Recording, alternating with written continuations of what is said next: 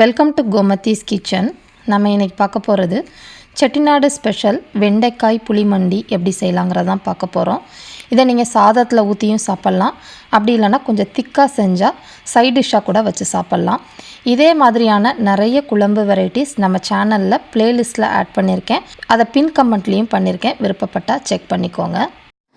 கோமதிஸ் கிச்சனை சப்ஸ்கிரைப் பண்ணாதவங்க சப்ஸ்கிரைப் பட்டனை ப்ரெஸ் பண்ணுங்கள். உடனுக்குடனே அப்டேட் வேணும்னா பக்கத்தில் இருக்க பெல் பட்டனை மறக்காமல் ப்ரெஸ் பண்ணிக்கோங்க. இப்போ புளி மண்டி செய்கிறதுக்கு ஒரு 1/4 கப் அளவுள்ள கடலையை 1 மணி நேரமாக நல்லா சுடு தண்ணியில் ஊற வச்சுட்டு அதை குக்கரில் ஒரு 1/2 கப் அளவுக்கு தண்ணி ஊற்றிக்கோங்க. கொஞ்சமாக உப்பு போட்டு 2 விசில் விட்டோம் அப்படின்னா வெந்து வந்துடும். சப்போஸ் உங்கள்கிட்ட கடலை இல்லைன்னா நீங்கள் கொண்ட கடலையை 8 மணி நேரம் ஊற வச்சு வேக வச்சு கூட சேர்த்துக்கலாம், ரொம்ப நல்லாயிருக்கும். புளி மண்டிக்கு அரிசி களைஞ்ச தண்ணி ரொம்ப தேவை, அதுதான் ஹைலைட்டான ஒன்று. ஃபஸ்ட்டு களைஞ்ச தண்ணியை ஊற்றிடுங்க கீழே. இப்போ 2வது களைஞ்ச தண்ணியை 2 கப் அளவுக்கு எடுத்து வச்சுருக்கிறேன்.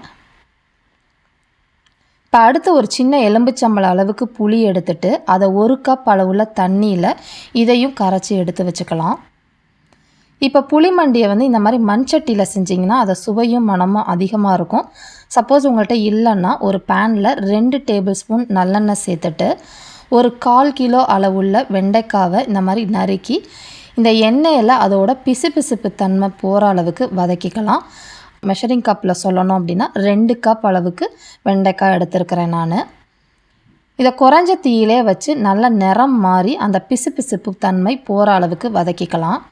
இப்போ பார்த்தீங்கன்னா இப்போ நல்லா வதங்கி வந்துருச்சு. இந்த சமயத்தில் ஒரு பாத்திரத்துக்கு மாற்றிக்கலாம். அதே எண்ணெயிலேயே அரை டீஸ்பூன் அளவுக்கு கடுகு, 1/2 டீஸ்பூன் அளவுக்கு சோம்பு போட்டுக்கோங்க. எண்ணெய் அதிகமாக வேணும்னா நீங்கள் சேர்த்துக்கலாம். நல்லா பொரிஞ்சு செவந்ததுக்கப்புறமா 2 வரமிளகாய் காரத்துக்கு ஏற்ற மாதிரி போட்டுக்கோங்க. கொஞ்சமாக கருவேப்பிலையும் சேர்த்து பொரிய விட்டுருங்க. இப்போ ஒரு 20 சின்ன வெங்காயம், 10 வெள்ளைப்பல் பூண்டு இந்த மாதிரி கட் பண்ணி எடுத்து வச்சுருக்கிறேன். அதாவது 3/4 கப் அளவுள்ள சின்ன வெங்காயத்தையும் இதே சைஸில் கட் பண்ணது, 1/3 கப் உள்ள பூண்டு இந்த சைஸில் கட் பண்ணதையும் எடுத்து போட்டுட்டு அது கண்ணாடி பதம் வர அளவுக்கு வதக்கிக்கலாம். இப்போ இந்த மாதிரி வதங்கினதுக்கு அப்புறமா 1/2 கப் அளவுள்ள இந்த சைஸில் கட் பண்ண தக்காளி, ஒரு சின்ன தக்காளியை இந்த மாதிரி கட் பண்ணி சேர்த்துட்டு நல்லா தொக்கு மாதிரி வர அளவுக்கு வதக்கிக்கலாம். இப்போ நம்ம வதக்கி வச்சுருக்கிற வெண்டைக்காவும் சேர்த்துக்கோங்க. ஒரு 2 நிமிஷம் நல்லா இதிலேயே வதக்கிக்கோங்க. இப்போ கொஞ்சம் மஞ்சள் தூள், 1 டேபிள் ஸ்பூன் அளவுக்கு மிளகாய் தூள், 2 டேபிள் ஸ்பூன் அளவுக்கு மல்லித்தூள், இது எல்லாத்தையுமே குறைஞ்ச தீயில வச்சுட்டு நல்லா ஒரு பச்சை வாசனை போகிற அளவுக்கு வர அளவுக்கு வதக்கிக்கோங்க.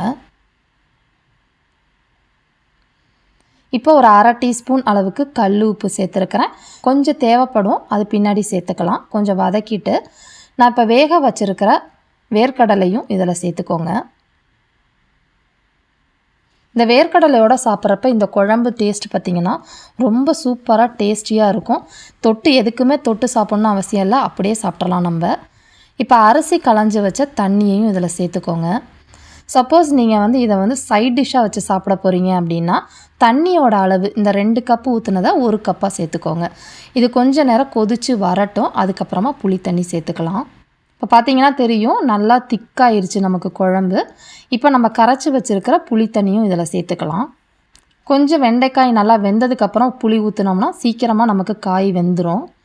இப்போ இது எல்லாத்தையுமே நல்லா கலந்துட்டு நம்மளோட புளியோட பச்சை வாசனை போகணும், அந்த அளவுக்கு கொதித்து எண்ணெய் பிரிஞ்சு வரட்டும், அது வரைக்கும் கொதிக்கட்டும். இப்போ பார்த்தீங்கன்னா தெரியும், இந்த அளவுக்கு திக்னஸில் இருக்குது. இன்னும் ரொம்ப தண்ணியாகிடுச்சு அப்படின்னா நீங்கள் பயப்பட வேணாம். 1 டீஸ்பூன் அளவுக்கு அரிசி மாவு எடுத்து தண்ணியில் கரைச்சி ஊற்றிக்கிட்டிங்கன்னா இன்னும் திக்காயிடும். கருவேப்பிலை தூவி இறக்கிட வேண்டியதான். செட்டிநாடு ஸ்பெஷல் வெண்டைக்காய் வேர்க்கடலை புளிமண்டி தயாராகிடுச்சு. ரொம்ப ஹெல்த்தியான டிஷ்ஷும் கூட. இதே மாதிரி அளவுகளோட நீங்களும் செஞ்சு பாருங்கள். செஞ்சு பார்த்துட்டு எப்படி இருக்குங்கிறதையும் கமெண்ட் பண்ணுங்கள். வீடியோ பிடிச்சிருந்துச்சுன்னா லைக் பண்ணுங்கள், ஷேர் பண்ணுங்கள். மறக்காமல் சேனலை சப்ஸ்கிரைப் பண்ணி வச்சுக்கோங்க. தேங்க்ஸ் ஃபார் வாட்சிங்.